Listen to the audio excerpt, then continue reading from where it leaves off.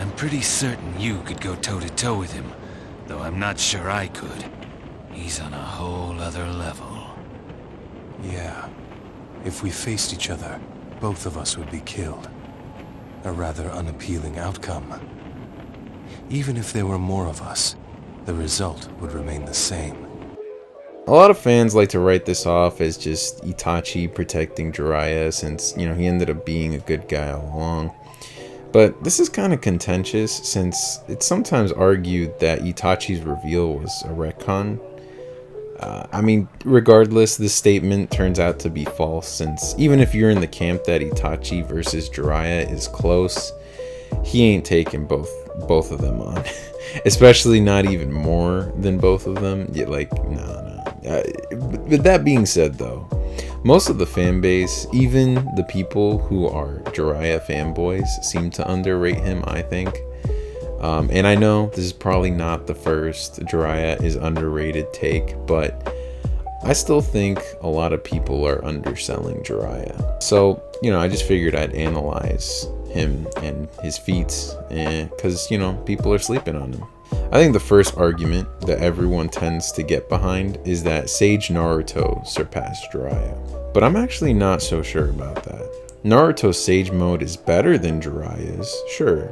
But let's not forget, Minato had perfected Sage mode too, but he said he wasn't good with it. So that doesn't really prove that Naruto's better. So, that doesn't disqualify Jiraiya from being stronger than Naruto. Plus, Jiraiya has a lot more experience and a bigger arsenal. Let's not forget, Naruto just got Rasengan. But let's get to the reason that everyone discredits Jiraiya. His fight with Pain. Yes, he lost to Pain, and yes, not all the paths were involved.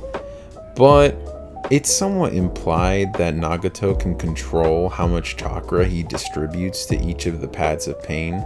So, it is likely that the ones that Jiraiya fought just had the most chakra into them.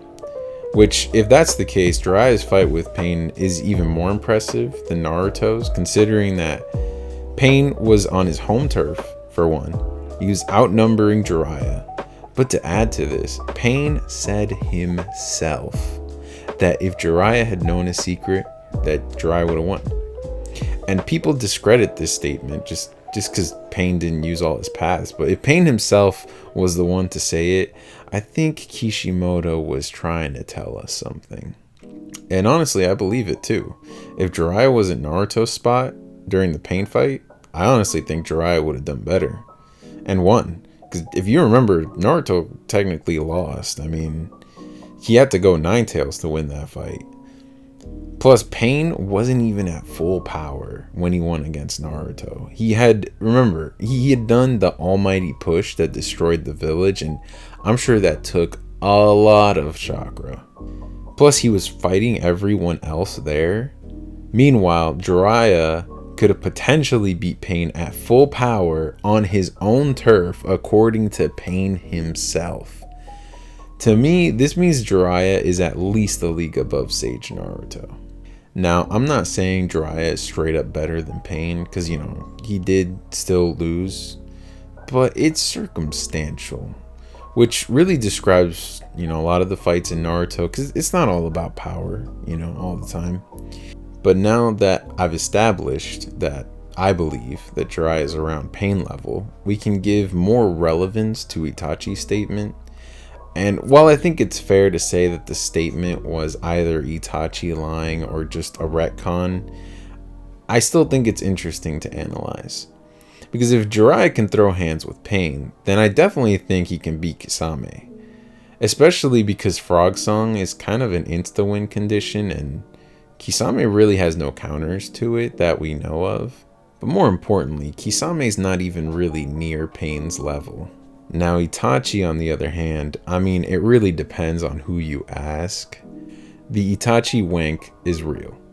But it's understandable because, we never really see Itachi at full power. But that's a discussion for another time. Overall, I don't think this fight matters because we would just be comparing an unclear character against an unclear character. At most, you could say that Itachi is Pain level. I mean, or slightly above if you're really wanking him, but it doesn't help, talk about Jiraiya. Let's actually go and talk about the arguments against him, right? The one I see the most often is that Orochimaru and him thematically are supposed to be at a similar level, which is fair. The Sannin are grouped together. If anything, though, I think this is downplaying Orochimaru. People like to talk about how he got one shot by Itachi while he was in the Akatsuki, but we're talking about an insta-win move that Orochimaru didn't even know about. I mean, it could have easily been any other one-shot jutsu, but regardless, even if we take this into account, Orochimaru was probably significantly weaker at that point. I mean, think about how strong Naruto characters over the course of just 2 or 3 years. But even if we assume that Orochimaru is fodder compared to Itachi in the present day, there's really no on-screen evidence to suggest that Jiraiya is weaker or only as strong as Orochimaru. The 3-way fight during the Tsunade arc was purposefully altered so that nobody was at full power, and we have no idea what percentage everyone was nerfed by. There's really not much of a way to gauge that. If anything, the proof that Jiraiya is stronger than Orochimaru comes into play with the next biggest argument against Jiraiya that I see, which is that he got scarred by the Four Tails. I mean, people like to use this as an anti-feat for Jiraiya because he had difficulty fighting Four-tailed Naruto.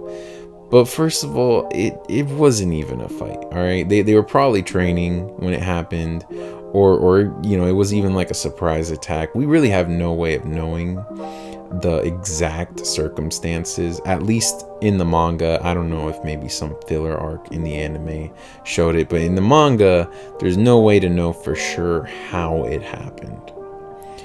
If anything, props to Jiraiya for not just surviving, but like winning the fight, suppressing Naruto, and also not trying to kill him. Because, I mean, let's not forget, right?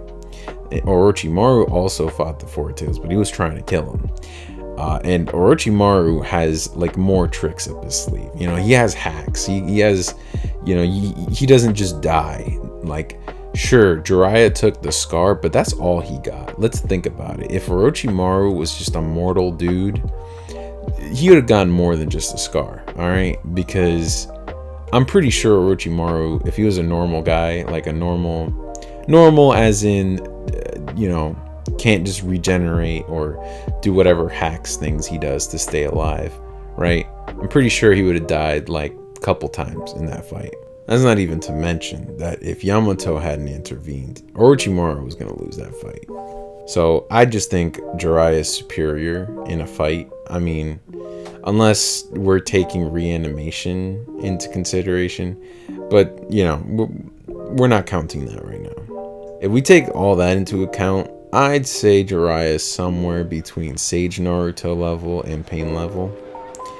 It's kind of rough scaling Pain since he has so many like hacks abilities, but without using Pain, if we assume Jiraiya is stronger than Naruto at this point, it's stated by Zetsu that Naruto is stronger than Sasuke during the 5 Kage Summit arc, which lines up because him getting his Eternal Mangekyo, EMS, probably puts him just above Sage Naruto, which is where I said Jiraiya was at, but that's also roughly where Itachi is at. Well, Edo Itachi when he comes back to life. Sasuke seemed pretty comparable to him in the Kabuto fight. So yeah, given that information, I think that Jiraiya fits right in there with all the other early War Arc characters. Like, that's around his power level. And I mean, that kind of makes sense, right? Because, Tsunade was fighting against Madara. I mean, she wasn't really winning by any means, but it can be argued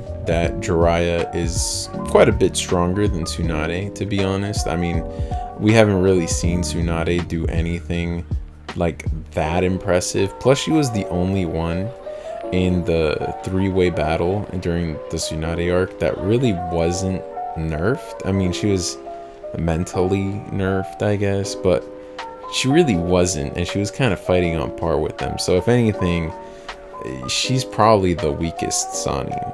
And I mean, listen, not that I'm using this as evidence, but you know, Kishimoto tends to write women as the weakest member of their team, so by that logic, Tsunade would be the weakest Sannin. Again, it's not evidence, but you know, it's there. But anyways, at the end of the day, do I think Jiraiya could have taken Kisame and Itachi in a fight? No, I don't. I'm not trying to say that. But I do think he could have beat Kisame, which I know a lot of people don't think. And I do think he could contend with Itachi, especially a sick Itachi. I mean, he was assumingly already sick in part 1. But yeah, so I mean, both of them at the same time though, yeah, I don't think so. But I still think people are underrating him. But let me know what you guys think.